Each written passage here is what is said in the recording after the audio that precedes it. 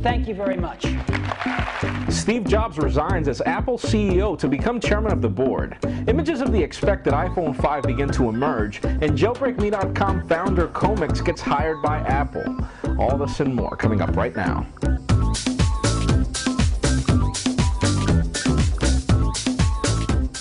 Hello everybody, I'm Jaime Rivera and welcome to the Pocket Now iReview, the show where we go through all this week's cool and the not so cool inside the world of Apple's iOS devices. This is a strange week with a lot of more not so cool news than cool, so let's breeze through the cool and then we'll start off with the not so cool. Now, images of parts of the supposed next generation iPhone have begun to surface, and it all sounds like I told you so. First of all, the images of the frames all point out to a flat back iPhone, just like we have with the iPhone 4. And it does point out that we also will have a glass back, though this one does seem matte instead of the glary one that we currently have. So hopefully we'll also have a glareless front for the next generation device. Aside from that, the A5 chip is a given, and it does seem that the battery will keep the same size. And well, we're all expecting a larger home button and a larger casing, but that's yet to be confirmed because the images could just be zoomed in for the casing, and that's really hard to confirm. Now remember, we are assuming that Apple will release two devices at the same time. Hopefully it will be the iPhone 5 and the iPhone 4S, or it could be the iPhone 4G and the iPhone 4S. Doesn't really know what moniker they'll be following, but we will most probably be getting two devices, and these images could probably just be of the cheaper iPhone that will keep the iPhone 4 design. Time will tell. And continuing on with rumor mill, Sprint is on the mix of releases that we'll probably get at the same time, and it does seem that Sprint will be getting both the iPhone 5 and the iPhone 4. Now what's really got us all cooking is wondering if we will get WiMAX on the next generation iPhone, or if Sprint simply won't get 4G because we'll probably only get LTE. Rumors have it that the next generation device will be a dual mode device that will work on both GSM and CDMA carriers, but still 4G is something that we really don't know what to make of. Now remember, since September's in the air, rumors also have it that Apple's already working on the ads that'll be used to promote the device. Most probably that initial video that we got for the iPhone 4, and hopefully the same thing that we'll be getting once the device becomes public. Well, iOS 5 beta keeps cooking, and rumors have it that Apple's working on sort of an earthquake detection technology for the Japanese market. If you enable the service, apparently it'll let you know seconds or even minutes before an event that something's going to happen.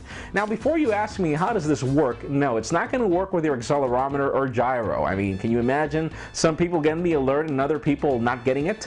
Well, it does seem that all Apple's going to do is connect to the Japanese government warning system, which apparently Japan has one of the best in the world, to let you know whenever these alerts come. Now, this will definitely be an attempt against your battery life, so it's an option for you to activate it or not. Now, the sad news here is that it seems that it will only be available in the Japanese market. And it's such an irony because Apple is currently residing in California, where earthquakes are also common, and it doesn't seem that it'll make it to the Californian demographic, so sad news there.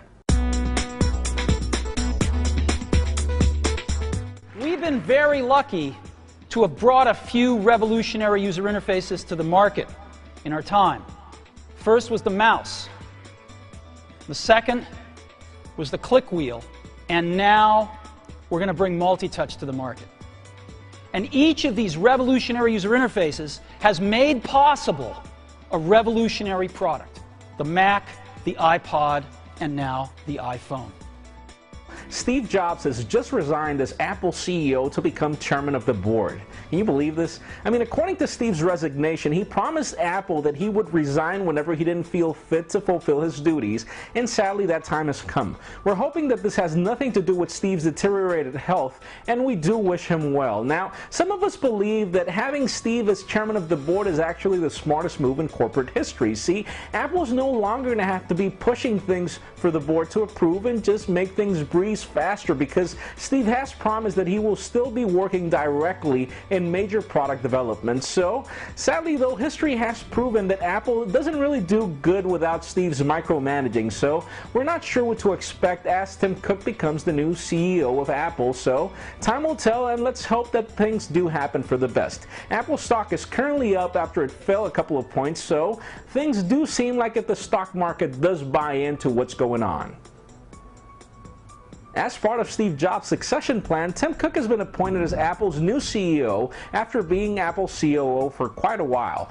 And well, Steve recommended it to the board and they approved. Now, Tim Cook has been handling Apple ever since Steve Jobs had been having medical leave, so we've got really no discussion about his leadership style or his capability of handling the reins of Apple. The question is, does he have the vision? I mean, we're really worried about Tim Cook bringing that same Steve Ballmer effect that we see in Microsoft. Steve Ballmer is a really good business administrator, but he really doesn't bring any vision to the products that they launch. Again, he just does a really good job in bringing the stock up. So that's really not what we're looking for. I mean, we really need somebody to continue bringing that vision to Apple in the future, and we're not really sure Tim Cook is going to be able to deliver in that part. Now, can you imagine a Steve Note being something of the past and having Tim Cook bring a Tim Note? I don't really see that. And finally, 19-year-old Nicholas Allegra, famously known in the underworld as Comix, has just been hired by Apple.